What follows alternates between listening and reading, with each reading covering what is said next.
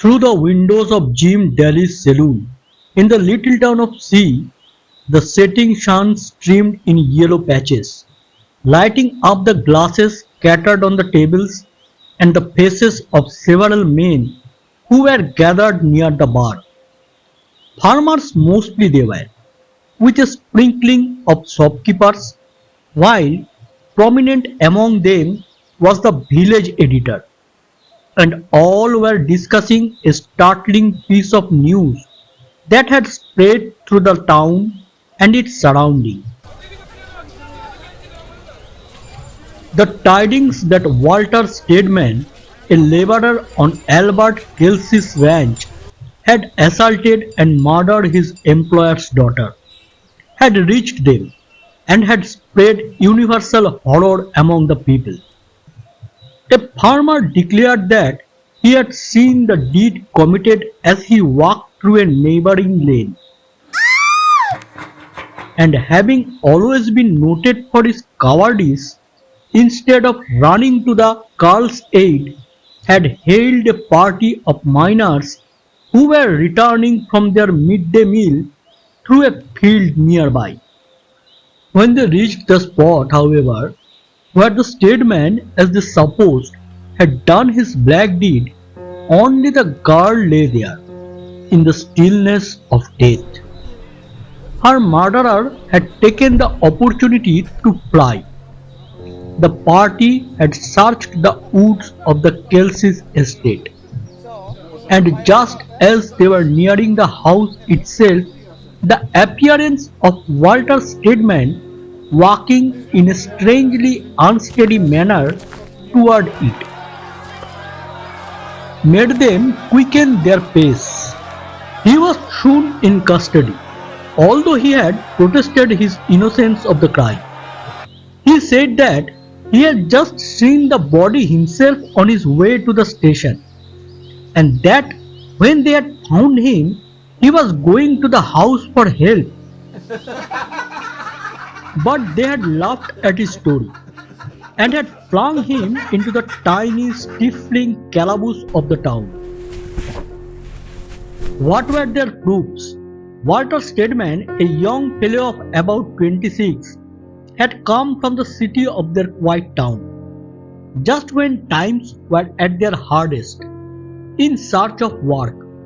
The most of the men living in the town were honest fellows, doing their work faithfully when they could get it, and when they had socially asked Steadman to have a drink with them, he had refused in rather a scornful manner. No. That infernal city chap, he was called, and their hate and envy increased in strength when Albert Kelsey had employed him in preference to any of themselves. As time went on, the story of Steadman's admiration for Margaret Kelsey's had gone afloat, with the added information that his employer's daughter had repulsed him, saying that she would not marry a common laborer. So Steadman, when this news reached his employer's ears, was discharged, and this then was his revenge. For them, these proofs were sufficient to pronounce him guilty. Yet that afternoon, as Steadman crouched on the floor of the calaboose, grew hopeless in the knowledge that no one would believe his story, and that his undeserved punishment would be swift and sure, a tramp boarding a freight car several miles from the town sped away from the spot where his crime had been committed, and knew that forever its shadow would follow him. From the tiny window of his prison, Walter Steadman could see the red glow of the heavens that betokened the setting of the sun. So the red sun of his life was soon to set, a life that had been innocent of all crime, and that now was to be ended for a deed that he had never committed. Most prominent of all the visions that swept through his mind was that of Margaret Kelsey, lying as he had first found her, fresh from the hands of her murderer. But there was another of a more tender nature. How long he and Margaret had tried to keep their secret until Walter could be promoted to a higher position so that he could ask for her hand with no fear of the father's antagonism. Then came the remembrance of an afternoon meeting between the two in the woods of the Kelsey estate. How, just as they were parting, Walter had heard footsteps near them, and, glancing sharply around, saw an evil, scowling, murderous face peering through the brush. He had started toward it, but the owner of the countenance had taken himself hurriedly off. The gossiping townspeople had misconstructed this romance, and when Albert Kelsey had heard of this clandestine meeting from the man who was later on to appear as a leader of the mob, and that he had discharged Stedman, they had believed that the young man had formally proposed and had been rejected. But justice had gone wrong, as it had done innumerable times before and will again. An innocent man was to be hanged, even without the comfort of a trial, while the man who was guilty was free to wonder where he would. That autumn night the darkness came quickly, and only the stars did their best to light the scene. A body of men, all masked, and having as a leader one who had ever since Stedman's arrival in town cherished a secret hatred of a young man, dragged Stedman from the calaboose and tramped through the town, defying all, defying even God himself.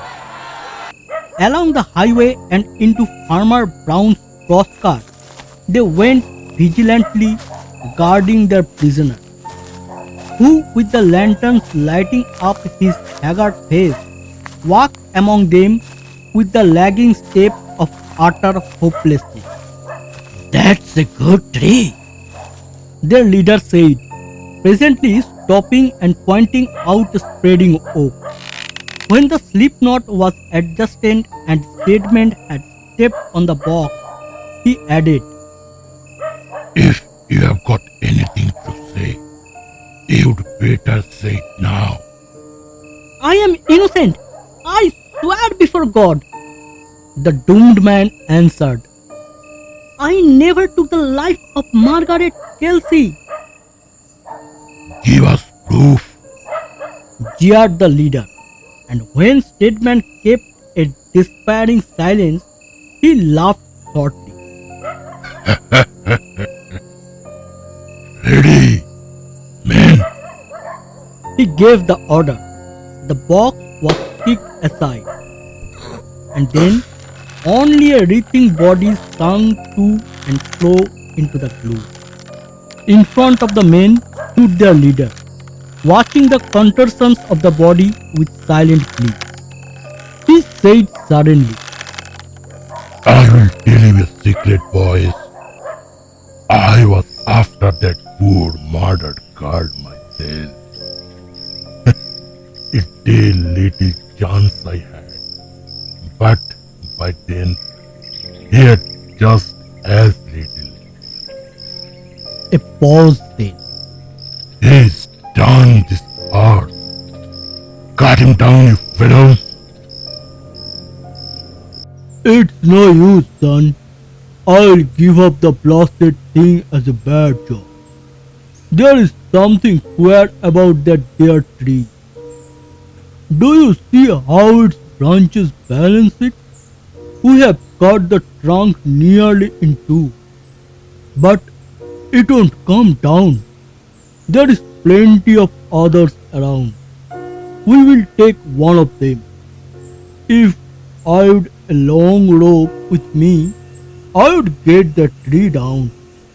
And yet, the way the thing stands it would be risking a fellow's life of climbing. It's got the devil in it. Sure. So old Farmer Brown shouldered his axe and made for another tree, his son following. They had sawed and chopped and sawed, and yet the tall white oak, with its branches jutting out almost as regular as if done by the work of a machine, stood straight and firm. Farmer Brown, well known for his weak, cowardly spirit, who in beholding the murder of Albert Kelsey's daughter had in his fright mistaken the criminal, now in his superstition let the oak stand, because its well balanced position saved it from falling when other trees would have been down. And so this tree, the same one to which an innocent man had been hanged, was left for other work. It was a bleak, rainy night, such a night as can be found only in central California.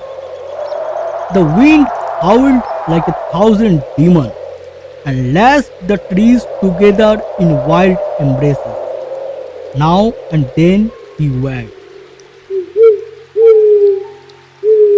Of an owl came softly from the distance in the lulls of the storm, while the barking of coyotes woke the echoes of the hills into sound like fiendish laughter.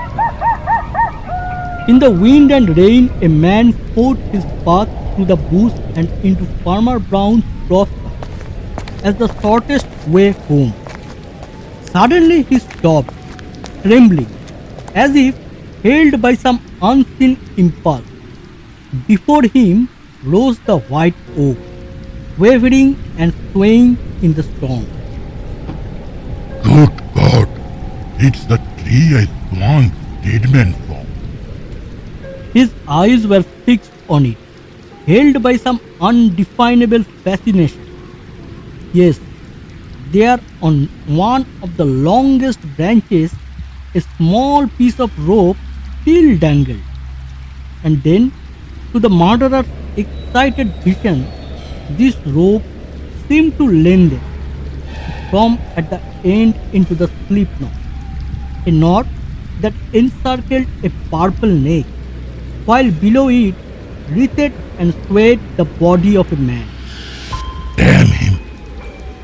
He muttered, darting toward the hanging form as if about to help the rope in its work of strangulation. Will he forever follow me? And yet he deserved it. The black-hearted fiend. He took her life.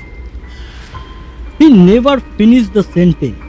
The white oak, towering above him in its strength, seemed to grow like a frenzied, living creature.